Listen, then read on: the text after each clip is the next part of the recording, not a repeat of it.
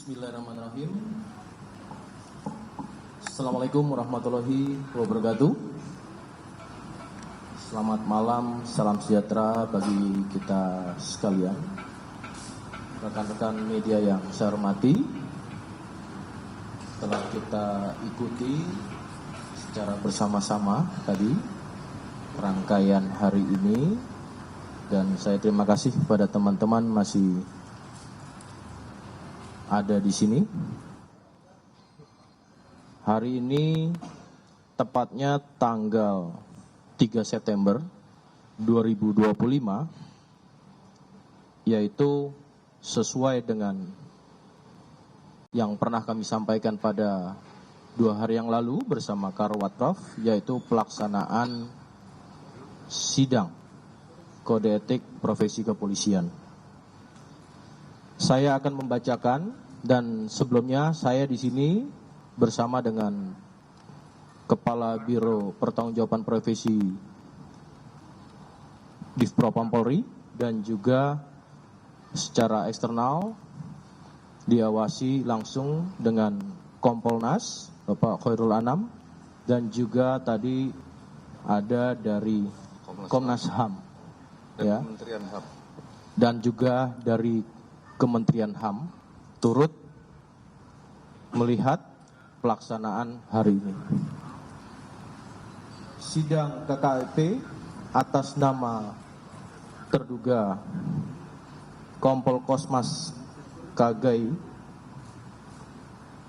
Jabatan Danyon A Resimen 4 Pas Pelopor Korbrimob Polri.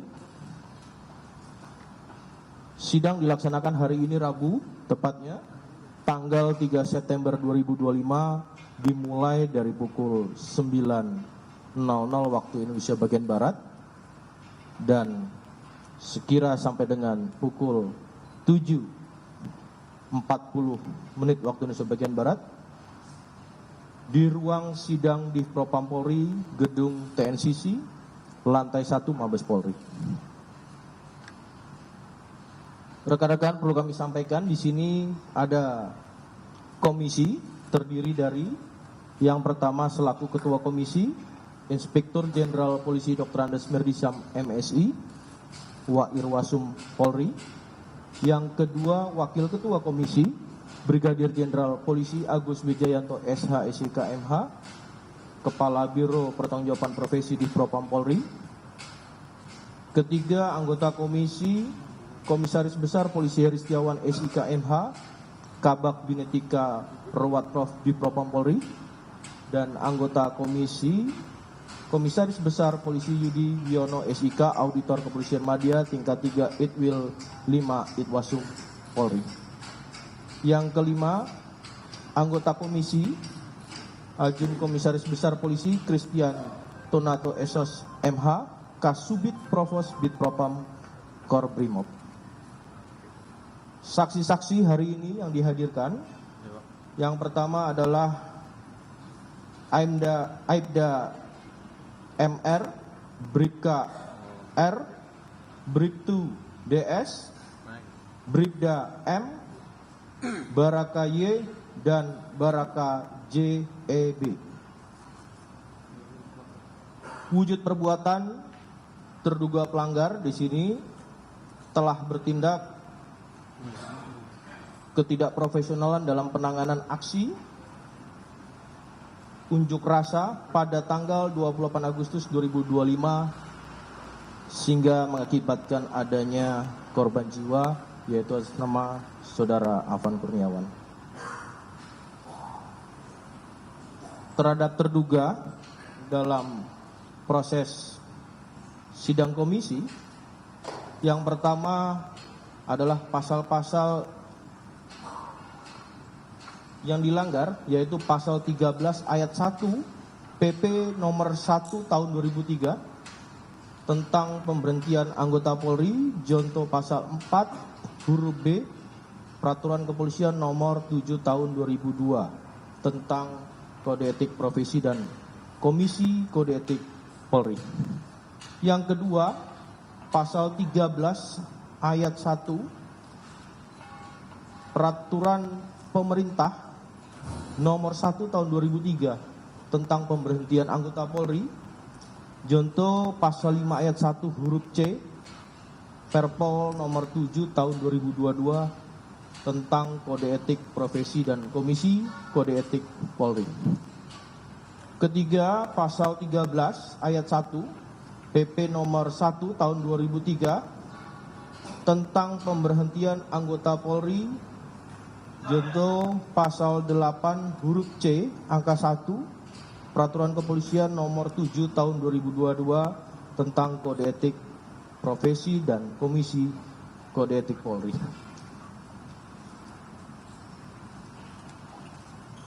Putusan sidang KKIP hari ini yang pertama kami sampaikan sanksi etika, yaitu perilaku pelanggar dinyatakan sebagai perbuatan tercela. Kedua, sanksi administratif berupa penempatan dalam tempat khusus selama 6 hari terhitung mulai tanggal 29 Agustus sampai dengan 3 September 2025 di ruang Patsus Biro Provos di Propam Polri, dan penempatan khusus tersebut sudah dijalani oleh pelanggar. B, dalam sanksi administratif, pemberhentian tidak dengan hormat sebagai anggota Polri. Itu rekan-rekan yang dapat kami sampaikan hasil daripada sidang Komisi Kode Etik pada hari ini.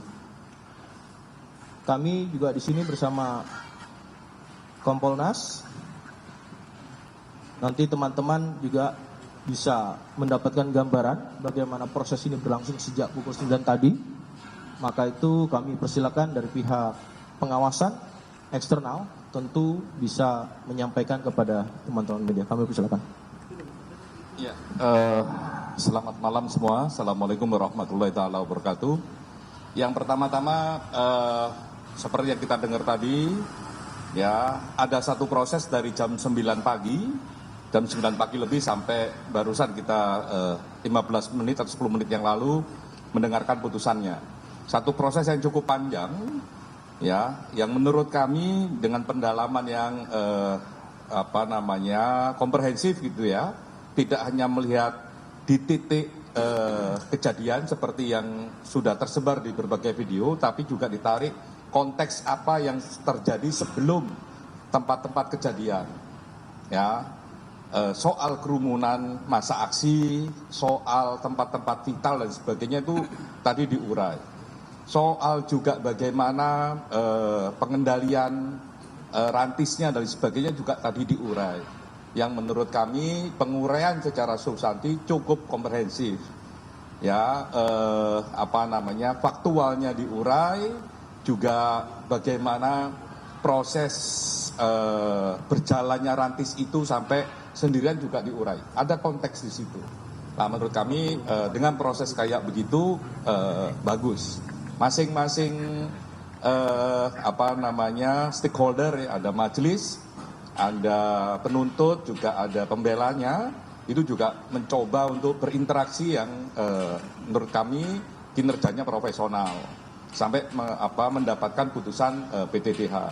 Dan ini jadi sangat penting karena kami Kompolnas mendengarkan langsung apa yang disampaikan oleh keluarga korban kepada Pak Kapolri, kepada kami dan kepada Pak Kapolri secara langsung bagaimana keadilan, dan ini salah satu jawaban penting dalam proses itu. Ya, memang ini masih proses etik. Kemarin sudah diputusin gelarnya diteruskan kepada proses pidana. Itu yang pertama. Yang kedua yang gak kalah penting adalah tadi dinyatakan terduga, ya, diputuskan PTDH, tapi masih mikir untuk apakah beliaunya banding ataukah tidak. Nah, kami menangkap dalam dua konteks seperti ini.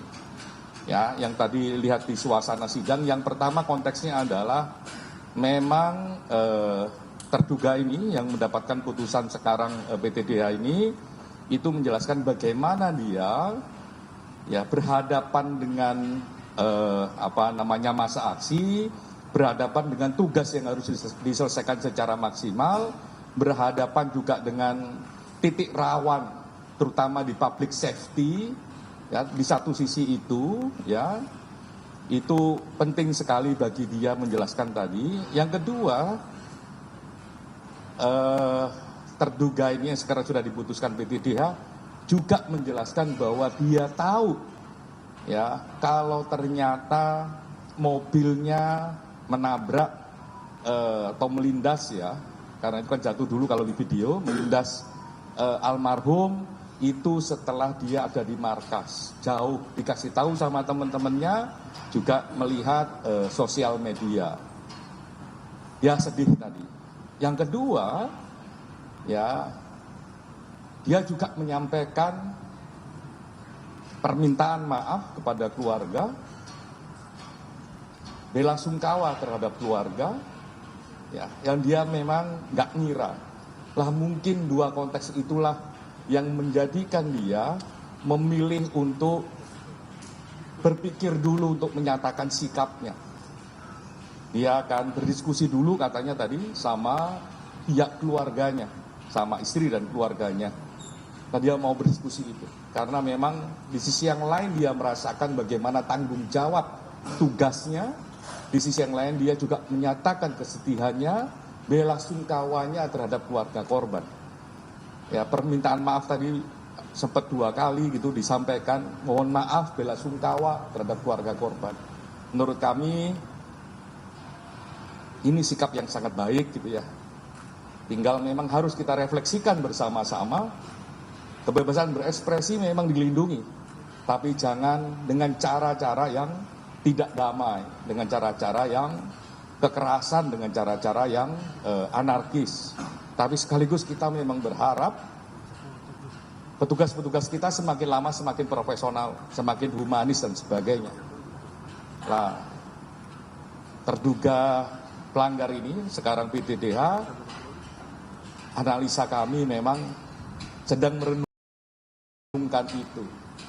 Ya, tindakan yang humanis, ya, dan sebagainya, sehingga dia memilih waktu untuk berpikir dulu untuk menyatakan apakah mau banding ataukah tidak. Walaupun ya saya misalnya kami di Kompolnas, saya yang dulunya di Komnas HAM memahami betul bahwa itu adalah hak. Ya. Dia nyatakan sekarang pun juga tidak apa-apa karena itu hak. Tapi dia mau merenungkan. Ada satu bahasa kemanusiaan yang ingin apa ya? Dia sampaikan. Ada bahasa pendekatan humanis yang juga dia sampaikan. Kami tadi di dalam di poin terakhir itu memang hening gitu ketika mendengarkan itu. Mungkin itu, terima kasih. Terima kasih Pak Anam. Itu rekan-rekan yang bisa kami sampaikan untuk pada kegiatan hari ini. Saya rasa cukup. Ya, terima kasih rekan-rekan atas perhatiannya. Saya tutup. Assalamualaikum warahmatullahi wabarakatuh. Cukup.